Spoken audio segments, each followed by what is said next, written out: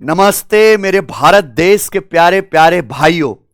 SSC में selection लेने का एक ही मंत्र है, प्रैक्टिस।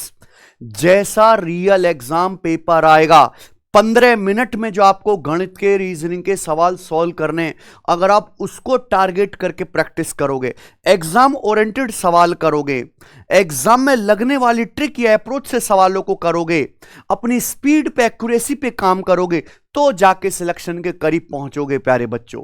ठीक है, और उसके लिए हम अपने चैनल पे एसएससी स्पीड टेस्ट सीरीज करवा रहे हैं, जो केवल क्रीम और सिलेक्शन लेने वाला बच्चा ही देख रहा है प्यारे भाई। ठीक है, तो यहां पर 22वां टेस्ट आज हम लोग सॉल्व करेंगे और मैं आपको 25 ऐसे सवाल सॉल्व कराऊंगा और उनकी गजब की ट्रिक बताऊंगा कि आपको मजा आएगा, कॉन्फिडेंस बढ़ेगा। मुझे 100 टेस्ट कराने, 2500 एसएससी के बेस्ट क्वेश्चंस मैं आपको देने वाला हूं। डेली आप इस सीरीज को फॉलो करो। पहले एप्लीकेशन पे जाके आप खुद से टेस्ट अटेम्प्ट करो, टेस्ट रैंकिंग एप्लीकेशन पे, और उसके बाद इसी चैनल पर प्लेलिस्ट बनी हुई है, इसमें हर एक टेस्ट का मैंने शानदार सॉल्यूशन करवाया है। ठीक है बच्चों, 15 मिनट में पेपर करना है। मैं एक्स्ट्रा 10-15 मिनट लेता हूं एक्सप्लेनेशन के लिए, सवाल समझाने के लिए, कॉन्टेक्स्ट के लिए, फॉर्मूला के लिए। ठीक है बच्चे, चलिए सब बच्चे एप्लीकेशन डाउनलोड कर लो कि जो मैं करा रहा हूं उसके अलावा आपको सेल्फ भी प्रैक्टिस करनी है। वो क्या होगी, या तो आप प्रीवियस ईयर के फुल लेंथ मॉक टेस्ट लगाओगे, या जो भी आप सब्जेक्ट पढ़ रहे हो उसके सेक्शनल चैप्टर वाइज टेस्ट लगाओगे। सब कुछ यहां पर फ्री मिलेगा आपको इस एप्लीकेशन पे। आइए प्यारे बच्चों, एक ट्रायंगल की 3 मीडियन 10, 17, 21 है। ट्रायंगल का एरिया क्या है? किसी ट्रायंगल की अगर मीडियन दी हुई हो तो उसका एरिया निकालने के क्या करेंगे, मीडियन से बने जो ट्रायंगल का एरिया है उसको 4/3 से गुणा करते हैं। अगर किसी ट्रायंगल की मीडियन 10, 17, 21 है तो 10, 17, 21 से जो ट्रायंगल बनेगा उसका एरिया क्या होगा, हीरोन्स फॉर्मूला से निकालेंगे। लेकिन 10, 17, 21 का एरिया 84 आता है, हमेशा याद कर लीजिए। 13, 14, 15, 10, 17, 21 दोनों ट्रायंगल का एरिया 84 आता है। ये मीडियन से बने ट्रायंगल का एरिया है, इसको 4/3 से गुणा कर देंगे प्यारे बच्चों। ये आपके ट्रायंगल का एरिया आ गया। 3 से 84 28, 28 चौका 112। तो जब तक आप ये कॉन्सेप्ट नहीं जानोगे सवाल कैसे करोगे। एक रेलगाड़ी टी की स्पीड 100 किलोमीटर पर आवर है। Speed of person P is 4 kilometre per hour. If P walks in the direction of T motion, T overtakes P in 15 second. If P walks in the direction opposite to T motion in approximately how many second will T overtake? बहुत बढ़िया। जब कोई train किसी person को overtake करते है तो train कितनी डिस्टेंस जाती है, ट्रेन खुद की लंबाई क्रॉस करती है, चाहे डायरेक्शन सेम हो चाहे अपोजिट हो। और आप पता है कि अगर डिस्टेंस सेम है तो स्पीड और टाइम एक दूसरे के रिवर्स रेशियो में होंगे। यहां ट्रेन की स्पीड 100 किलोमीटर पर आवर है और एक पर्सन पी की स्पीड 4 किलोमीटर पर आवर है। अगर पर्सन ट्रेन की डायरेक्शन में चल रहा है प्यारे बच्चों, डायरेक्शन सेम है, तो रिलेटिव स्पीड क्या आएगी, S1 - S2, 100 - 4 96।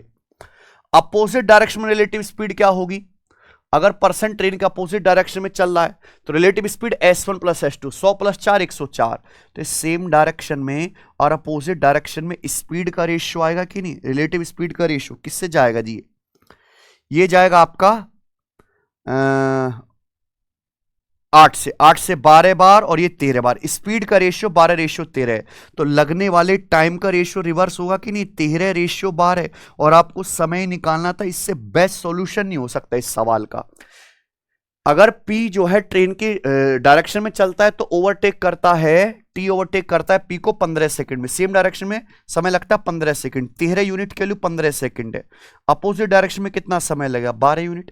13 की वैल्यू 15 सेकंड, 1 की वैल्यू 15/13, 12 की वैल्यू 12 × 15 यानी कि 180/13 सेकंड आ जाएगा। 180/13 मतलब 13 × 13 169 हो जाएगा, बचेगा 11, 13 8 104 यानी कि अप्रोक्स 13.8 सेकंड के करीब आएगा। Option number C. ठीक बच्चों, तो अगर डिस्टेंस सेम है तो स्पीड टाइम का रेशियो उल्टा कर दीजिए। A 125 है, B 38 है, C -55 है, तो बताइए इसका मान क्या होगा। ये अलजेब्रा का सीधा फॉर्मूला है। AQ + BQ + CQ - 3ABC को A - B² + B - C² + C - A² से डिवाइड करेंगे तो डिवाइड करने पर आएगा 1/2 A + B + C। ये फॉर्मूला है सीधा अलजेब्रा का। A + B + C मतलब 125 - 55 कितना, 70, 70 और 38 108/2 54 इस सवाल का आंसर आएगा। Option number B. In a school with 600 student, average age of boys is 12 year, average age of girls is 11 year, average age of school is 11 year 9 month, then the number of girls in school, average age पहली guess लगा लेंगे 6 से student है, boys की average age 12 साल, ठीक है, girls की एवरेज एज 11 साल, पूरे स्कूल मतलब बॉयज प्लस गर्ल्स की मिलाकर एवरेज एज है 11 साल 9 महीने। तो एवरेज एज पहली गेस्ट लगाएंगे, बॉयज गर्ल्स की संख्या का रेशियो आ जाएगा, घटाएंगे क्या आएगा, यह आएगा आपका 9 महीने, और ये आप घटाओगे प्यारे बच्चों, ये आएगा 3 महीने, है रेशियो आ गया 3:1। तो सवाल में क्या पूछा है, सवाल में पूछा गर्ल्स कितनी है, तो गर्ल्स है 1 टोटल 4 में से, यानी कि गर्ल्स 1/4 है स्कूल की संख्या का, स्कूल में 600 है, 600 का 1/4 150 गर्ल्स है, ठीक है। यदि n बराबर 24 + 5 √23 है तो √n + 1/√n का मान क्या होगा। n का मान दिया यहां रखो और सॉल्व करो, आपकी जो है ऐसी तैसी हो जाएगी सवाल करने में। इस तरह के सवाल को करने का बेस्ट तरीका क्या है, बेस्ट सॉल्यूशन क्या है, जैसे आपको √n + 1/√n निकालना है, इसके लिए तो √n सॉल्व करना पड़ेगा ना, कभी भी ये वैल्यू डायरेक्ट मत निकालो, आप इसका स्क्वायर निकालो। भाई इसका स्क्वायर क्या आएगा प्यारे बच्चों, इसका स्क्वायर आएगा n + 1/n + 2। आप बोलोगे हाँ जी सर, यानी कि मुझे यहां पर अगर क्वेश्चन सॉल्व करना है तो n + 1/n निकालना, n + 1/n क्या आएगा, n का मान 24 + 5 √23 दिया, तो 1/n क्या आएगा प्यारे बच्चों, 1/n क्या आएगा, रैशनलाइजेशन करेंगे 24 - 5 √23 और नीचे आएगा स्क्वायर का डिफरेंस, 24 का स्क्वायर 576, 5 √23 का स्क्वायर होता है 25 × 23 575, स्क्वायर का डिफरेंस 1 है, बहुत बढ़िया। तो 1/n आ गया 24 - 5 √23, तो n + 1/n की वैल्यू, n + 1/n आएगा प्यारे बच्चों, n + 1/n आएगा 24 48, 24 + 24 48, 48 + 2 50, तो √n + 1/√n का स्क्वायर 50 आ गया, तो √n + 1/√n की वैल्यू क्या आएगी, √50, 25 दूनी 50 होता है, यानी कि 5 √2 आंसर है। ये था इस सवाल को करने का तरीका कि आप इसकी वैल्यू कभी डायरेक्ट मत निकालो, स्क्वायर निकालो, यही तो ट्रिक है जो आपको सीखनी है। हाँ जी, the sum of 3 prime number is 90, 3 prime number का sum 90, a one of them exceed another by 30 one of the prime number. बहुत बढ़िया सवाल, देखिए ऐसे समझो प्यारे बच्चों कि 3 प्राइम नंबर हैं अलग अलग और इनको जोड़ के आता है 90। एक प्राइम नंबर इनमें से दूसरे से 90 अधिक है, तो बताया वन ऑफ द नंबर, इन तीनों प्राइम नंबर्स में से एक ऑप्शन में दे रखा, वही बताना है। देखो सारे प्राइम नंबर ऑड होते हैं सिवाय 2 के, है कि नहीं, 2 3 5 7 11 13 सब ये प्राइम नंबर है। 3 प्राइम नंबर को जोड़ के इवन आ रहा है, 90 एक इवन नंबर है।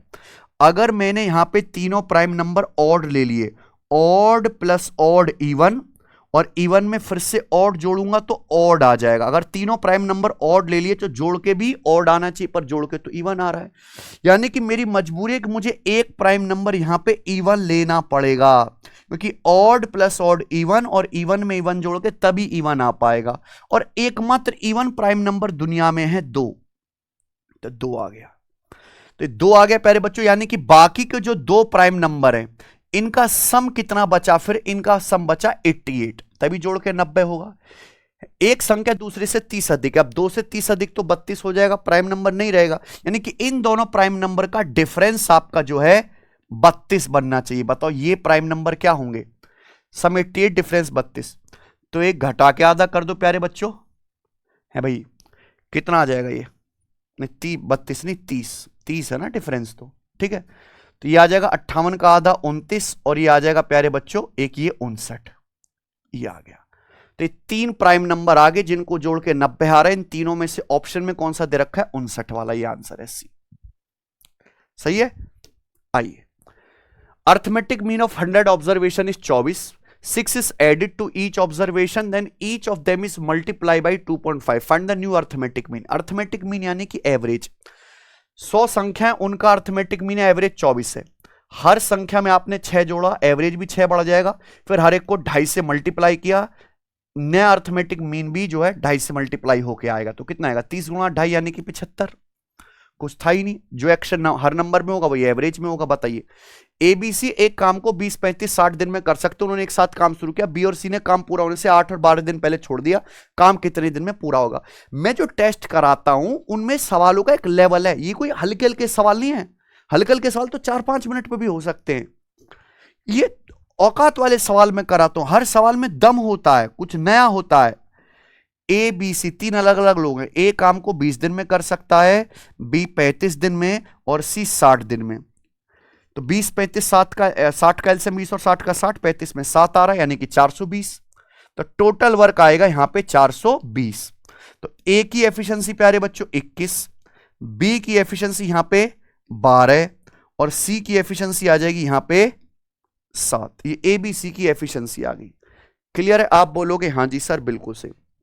सुनना, मान लीजिए जैसे काम यहां से होना शुरू हुआ, यहां पे जाके खत्म हुआ, इस टाइम पीरियड में काम कितना हुआ? 420 यूनिट, है ना। साथ में काम शुरू किया था, लेकिन बी ने काम पूरा होने से 8 दिन पहले और सी ने काम पूरा होने से 12 दिन पहले काम छोड़ दिया। यानी कि बी ने लास्ट के 8 दिन काम नहीं किया है, सी ने लास्ट के 12 दिन काम नहीं किया है। अब सोचो, अगर बी लास्ट के 8 दिन काम करता तो कितना काम एक्स्ट्रा होता?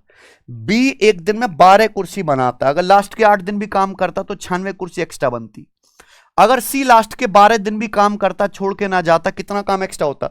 सी एक दिन में 7 कुर्सी बनाता है, लास्ट के 12 दिन भी काम करता, 84 कुर्सी एक्स्ट्रा बनती। तो सेम टाइम में काम होता प्यारे बच्चों 420 प्लस 180, 600 यूनिट काम होता। और इस काम को तीनों लोग मिलकर करते प्यारे बच्चों, कोई भी छोड़ के नहीं गया ना। तो 21, 12, 33 और 7, 40, तीनों लोग करेंगे काम 40 एफिशिएंसी के साथ। तो काम कितने दिन में होगा प्यारे बच्चों? 15 दिन में। टोटल काम 15 दिन में हुआ है। ठीक है प्यारे बच्चे। देखो, एक बात है कि यह सवाल ऑप्शन से भी हो सकता है। अगर ए किसी काम को 20 दिन में कर रहा है, बी 35 दिन में, सी 60 दिन में, बी और सी मान लो छोड़ के जा रहे हैं, ए तो छोड़ के नहीं जा रहा। अगर ए 20 दिन में कर रहा है और उसके साथ और भी लोग हैं तो पूरा काम 20 दिन से कम में ही होगा। बी और सी ने काम पूरा होने से 8 दिन पहले और 12 दिन पहले काम छोड़ दिया। 12 दिन पहले सी छोड़ ही दिया तो ऐसा तो नहीं काम 12 दिन में हो जाएगा, 10 दिन में भी नहीं होगा प्यारे बच्चों, कि काम पूरा होने से 12 दिन पहले तो सी छोड़ गया। यानी कि एक ही आंसर पॉसिबल हो सकता था 15। ऑप्शन मेथड भी है। ठीक है।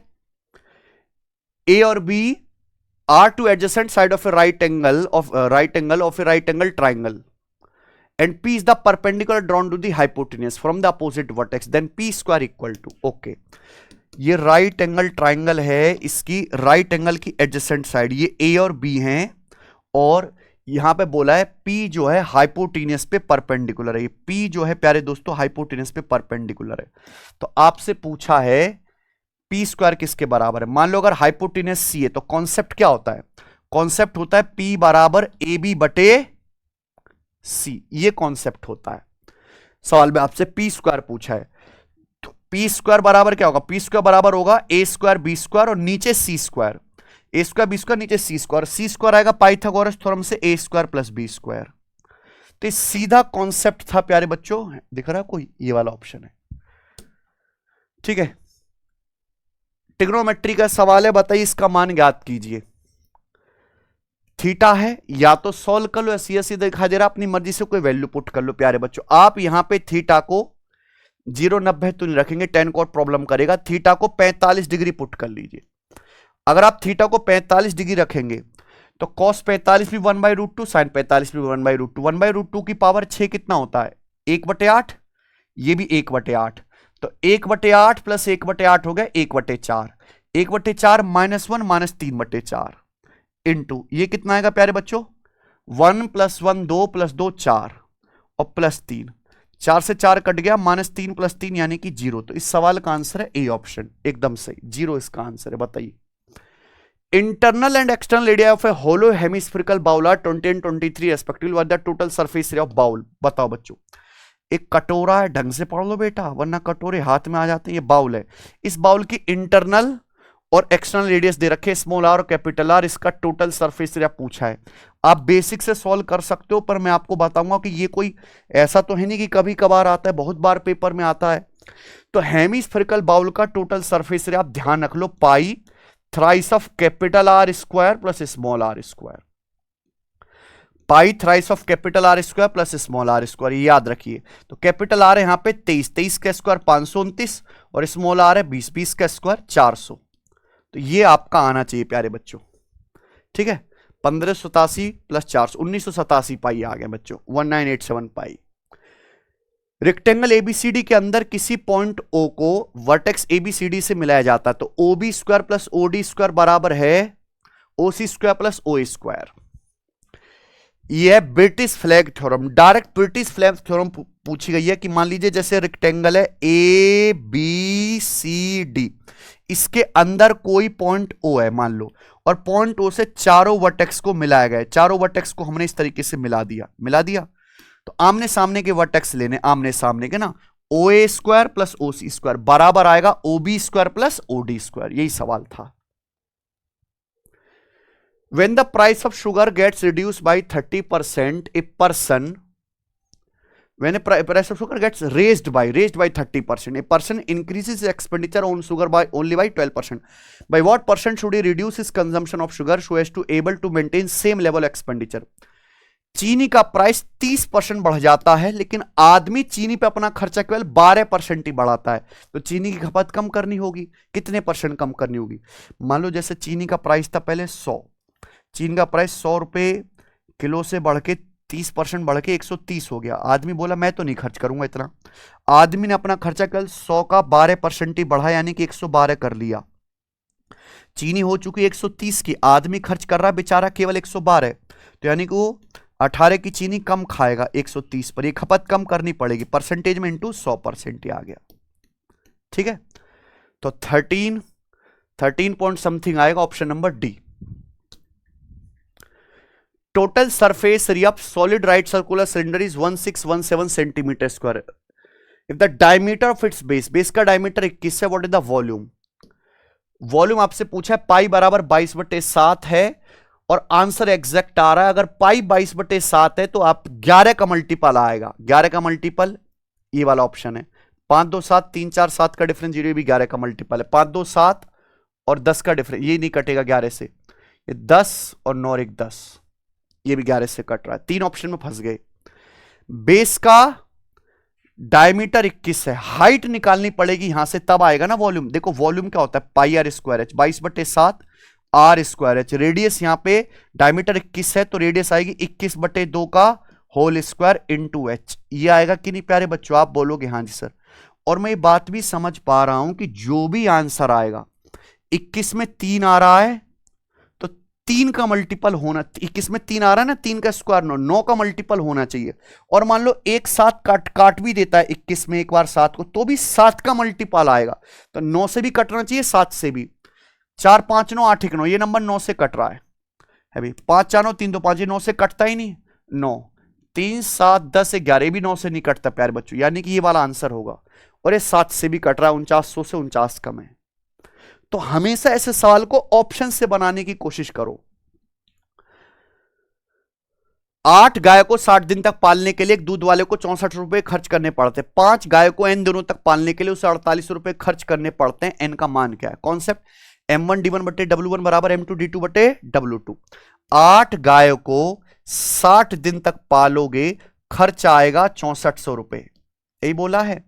5 गायों को n दिन तक पालने का खर्चा है 4800 रुपए। अब आपको यहां से n का मान निकालना, बस इतना ही है। तो 16 चौका 64, 16 तिया 48, 4 दूनी 8 और 5 से 60 आपका 12, तो 12 दूनी 24, तिया 72 डेज आ गया, इनकी वैल्यू खत्म। D option. अगला, sum of length breadth and height of a cuboid is 28 centimetre, total surface of cuboid is 588 centimetre, its diagonal is. बहुत बढ़िया। किसी भी क्यूबॉइड की तीनों डायमेंशन का सम है, लेंथ ब्रेथ हाइट का सम है 28, तो डायमेंशन के सम का स्क्वायर बराबर, डायरेक्ट कॉन्सेप्ट है, डायगोनल का square plus total surface area. Total surface area 588। किसी भी घनाभ में डायमेंशन के सम का स्क्वायर बराबर डायगोनल का square plus total surface area. तो 784 में से 588 घटाएंगे तो आ जाएगा 196, डायगोनल का स्क्वायर है, डायगोनल आ गया 14। खत्म सवाल। अब ये छोटे छोटे कॉन्सेप्ट हैं, आने चाहिए। 6x बराबर साइन थीटा, 6/x बराबर कॉस थीटा। तो आपसे पूछा है 8 into x square plus 1/x²। ये वैल्यू कब आएगी? जब स्क्वायर करके जोड़ोगे। अगर आप दोनों का स्क्वायर करके जोड़ते हो तो 36x² प्लस 36/x², 36 कॉमन आ जाएगा, 36x² प्लस 36/x², मैंने 36 कॉमन ले लिया, बराबर sin square theta plus cos square theta 1। ये आ गया 36 उधर चला गया प्यारे बच्चों। और आपसे क्या पूछा है? 8x² प्लस 1/x² की वैल्यू, 8 की वैल्यू पूछे तो यहां पे 8 से गुणा कर देंगे। 4 दूनी 8, 4 नाम 36, यानी कि 2/9 दिमाग में हो जाएगा।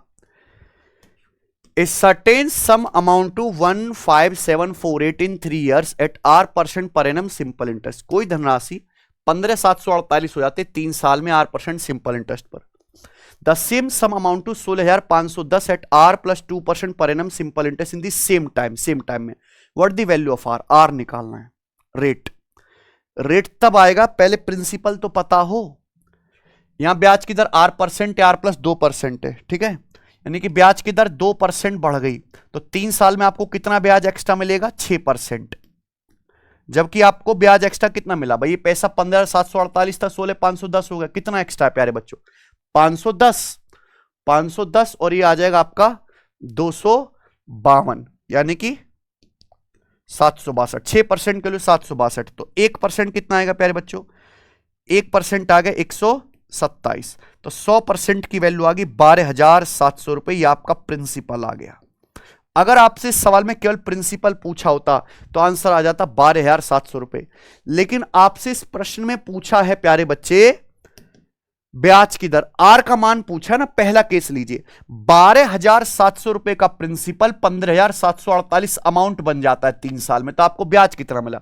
15,748 में से 12,700 घटाओगे तो आपको ब्याज मिला 3,048 रुपए का। कितने साल में? 3 साल में। तो आपको 1 साल में ब्याज मिल रहा है 1,016 रुपए का। कितने पर? 12,700 रुपए के प्रिंसिपल पर। तो परसेंटेज में कितना आएगा? इनटू 100%, ये ब्याज की दर आएगी। यही आर का मान है प्यारे बच्चों। तो एक स्टेप आपको और बढ़ गया, और कितनी बार जाएगा? 120 8 960 7 8 56, यानी कि 8 बार चला गया, 1116 हो जाएगा। यदि a प्लस बी प्लस सी बराबर 0 है तो इसका मान क्या आएगा? बहुत बड़ी अलजेब्रा का सवाल। एक इक्वेशन है, वेरिएबल है 3, एक वेरिएबल c को 0 कर देते हैं, वैल्यू पुटिंग से कर लेते हैं। c को 0 करेंगे तो b बराबर क्या आ जाएगा? माइनस का a, ये वैल्यू यहां रख दो। c 0 करेंगे, ये 0 हो गया, ये 0 का हो गया। b की जगह माइनस a रखेंगे तो a², तो 2a² बटे a² यानी कि 2। तो इस सवाल का आंसर 2। देखो सी सेट का सवाल है। An alloy P contain 20% copper and 80% zinc by weight. Another alloy Q contain 60% copper 40% zinc by weight. Third alloy R is to be prepared from P and Q in such a way amount of copper and zinc are equal. Alloy P और Q को मिला के तीसरी alloy are बना रही जिसमें copper zinc equal है। तो पूछा पी और क्यू को किस रेशियो में मिलाया गया है। बहुत बढ़िया। देखो चाहे आप कॉपर पे एलिगेशन लगा लो चाहे जिंक पे, आंसर आ जाएगा। एलॉय पी में कॉपर है 20%, एक दूसरी एलॉय क्यू है उसमें कॉपर है 60%। एलॉय पी और क्यू को मिलाकर एक एलॉय आर बनाए जाते, थर्ड एलॉय आर, इसमें कॉपर और जिंक इक्वल है, यानी कि 50% कॉपर 50% जिंक। पी और क्यू को मिलाकर आर बनाया, उसमें कॉपर है 50%। लगाइए किस रेशियो मिलाना पड़ेगा प्यारे बच्चों? 10, और ये आपका आ गया 30, यानी कि 1:3 के रेशियो में पी क्यू को मिलाना पड़ेगा, ए ऑप्शन। एक रेक्टेंगुलर सीट का पेरीमीटर और एरिया क्रमशः 94 मीटर और 420 मीटर स्क्वायर है। तो आपसे पूछा है डायगोनल की लंबाई ज्ञात करें।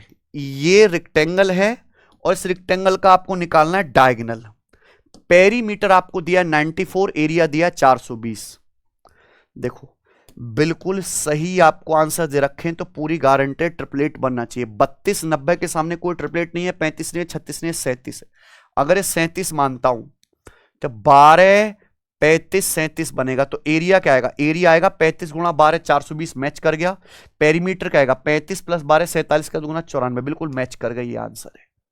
तो कैसे करिएगा? ऑप्शन से प्यारे बच्चों, है ना। There is a wooden sphere of radius 6√3 centimeter. The surface area of largest possible cube cut out from the sphere will be. एक स्फीयर से लार्जेस्ट साइज का क्यूब काटा जाता है, इस क्यूब का निकालना आपको सरफेस एरिया। तो सिंपल लॉजिक है प्यारे बच्चों कि क्यूब का जो डायगोनल होगा वो स्फीयर के डायमीटर के बराबर होगा। जैसे क्यूब की साइड ए है तो क्यूब का डायगोनल √3a, इसकी वैल्यू होगी स्फीयर का डायमीटर, स्फीयर की रेडियस 6√3 है तो स्फीयर का डायमीटर 12√3, यानी कि यहां से क्यूब की साइड आ गई 12। ठीक है ना। अब आपको निकालना है क्यूब का सरफेस एरिया निकालना है, लार्जेस्ट पॉसिबल क्यूब का। सरफेस एरिया हो गया 6a², 6 गुणा 12 का स्क्वायर, यह आंसर आ गया 6 गुणा 12 का स्क्वायर यानी कि 864, 144 छिक्का। चलिए सवाल नंबर आपके सामने 23। A train can travel 40% faster than the car, both the train and car start from point A at same time and reach point B which is 70 kilometer away from A at the same time. On the way train lost about 15 minutes while stopping at station. The speed of train. बहुत बढ़िया, बहुत शानदार सवाल है, गजब का तरीका बताऊंगा करने का। ट्रेन जो है कार से 40% फास्ट है, 40% की फ्रैक्शन 2/5, 40% 2/5, कार की स्पीड 5 है तो ट्रेन की स्पीड 7 है। अब एक बार बताओ, ट्रेन और कार एक साथ पॉइंट ए से चलना शुरू करते हैं और 70 किलोमीटर दूर पॉइंट बी पर एक साथ पहुंचते ही, बोला है ना। Both train car start from point A same time and reach point B 70 kilometre away at the same time. Train ने और कार ने एक साथ पॉइंट ए से चलना शुरू किया और एक साथ पॉइंट बी पर जो 70 किलोमीटर दूर है पहुंचे। हालांकि ट्रेन फास्ट है, ट्रेन जल्दी पहुंचना चाहिए, पर समय सेम लगा। क्यों? क्योंकि रास्ते में ट्रेन 15 मिनट जो है स्टॉप हो के आई है स्टेशन पे। तो अब बताओ, दोनों ने, ट्रेन ने कार ने, डिस्टेंस तो सेम चलिए 70 किलोमीटर, डिस्टेंस सेम है, स्पीड का रेशियो 7:5 है, तो उनको लगने वाले टाइम का रेशियो क्या होना चाहिए? 5:7, यानी कि ट्रेन को कार से 2 यूनिट समय कम लगना चाहिए, पर समय तो बराबर लगा। क्यों? क्योंकि ट्रेन ने 15 मिनट अपने स्टेशन पर बर्बाद कर दिए, तो 2 यूनिट की वैल्यू 15 मिनट है। पूछेगा ट्रेन की स्पीड, 2 यूनिट की वैल्यू 15 मिनट है तो 1 की वैल्यू 15/2, 5 की वैल्यू आ जाएगी 75/2 मिनट। और इसको घंटे बदलना तो 60 से डिवाइड करेंगे, 75/120 हो जाएगा, यानी कि 5/8 घंटे।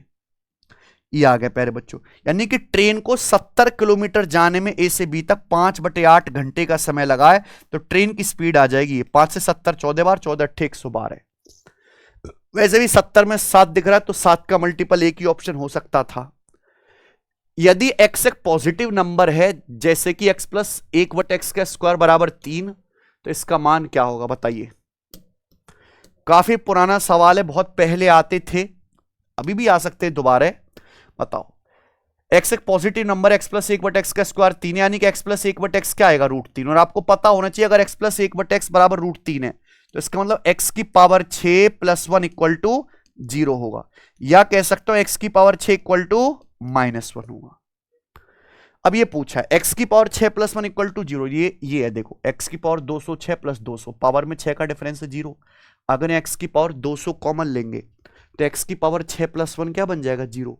पावर में 6 का डिफरेंस है 90 84 6 0 हो जाएगा, 18 12 में 6 0 हो जाएगा, x की पावर 6 -1, -1 + 5 यानी कि 4। ठीक है, तो अच्छे सवाल डालता हूं मैं टेस्ट में, हर एक सवाल से आप कुछ सीखोगे। ए डीलर, लास्ट है, a dealer bought an article at 10% discount on its mark price and sold it at price which was 15% higher above the mark price, gain percent.